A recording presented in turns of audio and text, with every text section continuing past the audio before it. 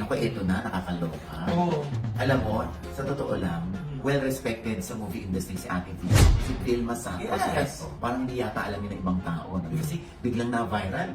Yung kalaban ni Ate V bilang governor sa Batangas, na nagsasabi na, ay basta huwag na ako magsabi, eto na lang. Kung ang aking kalaban ay si Catherine Bernardo, pero ang aking kalaban ay isang Vilma Santos laang nalaos na. Ha? Hindi ako takot.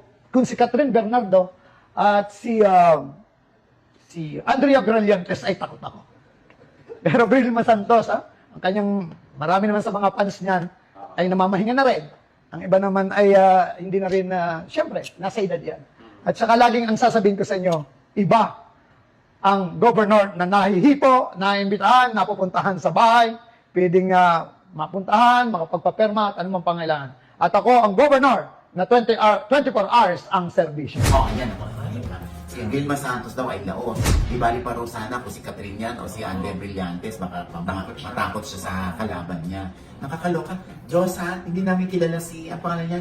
Jane Manalo Ilagan. Jay Manalo Ilagan. Ano ba yan? Dahil ikaw ay taga Batangas. Medyo ako nagulat nga din sa lumabas na video iyon. Paano ka nagul? Kaya tinabagan ko yung isa sa mga malalapit sa kanya kung bakit nagsalita ng kayo. Ano ang sabi sa akin, mahaba daw po yung video na yon. Ay, in-slice? Oo, in-slice daw. So, Ano in-slice? Ano to? Cake? Cake to. Galing cake. Hindi siya video. Hindi. Video mahaba daw yung video na yun. Alam mo, hindi nga, okay, kung mahabang video. So, pero binanggit pa rin yan na laos si Ate V, namin si Catherine at si Andrea pa yan, baka matakot siya. Andun pa rin yun. So, ano yung ini-splice?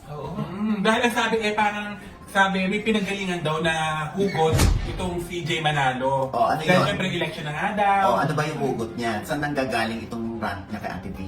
Eto nga daw, may kumakalat daw ng issue na itong kampo ni Ate B, may mga kinakalat na balita o issue dito sa Kalaban na ito daw mga issue na ito ay matagal na daw.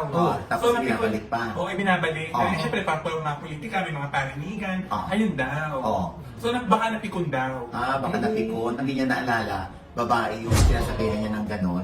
At nakalimutan niya na siya'y lalaki. Nakalimutan niya na rumispeto sa babae. Kung meron siyang issue, o merong issue sa kanya, mga referee, doon siya sa issue tumuon. Di ba? Kung ang issue ay kunwari ay corruption, di doon kayo mag-concentrate, mag-focus doon sa issue. Bakit sasabihin lang si Ate V? Hindi niya alam ano ni Ate V dito, ha? Ang katayuan ni Ate V sa movie industry. Ginagalang po si Ate V. Talagang reskatado, we give her high regards, di ba? Haligi, di ba? Ang malas lang siguro na yun nung kalaban ni Ate B. Dahil sa naman niya, naresibuhan siya. Naresibuhan Ay, siya. yung mga sinasabi siguro ni Diyosa na kumakalat na issue. Marami tayo nakikita sa social media na resibo na kinakalat ng kampo ni Ate B yun. So, Hindi naman laos si Ate V. Si Ate V inaalok ng trabaho dito. Si Ate V ang umaayaw. Then mas gusto ni Ate V na paglingkuran ulit ang Batangas. Maging nanay ulit ng bayan ng Batangas.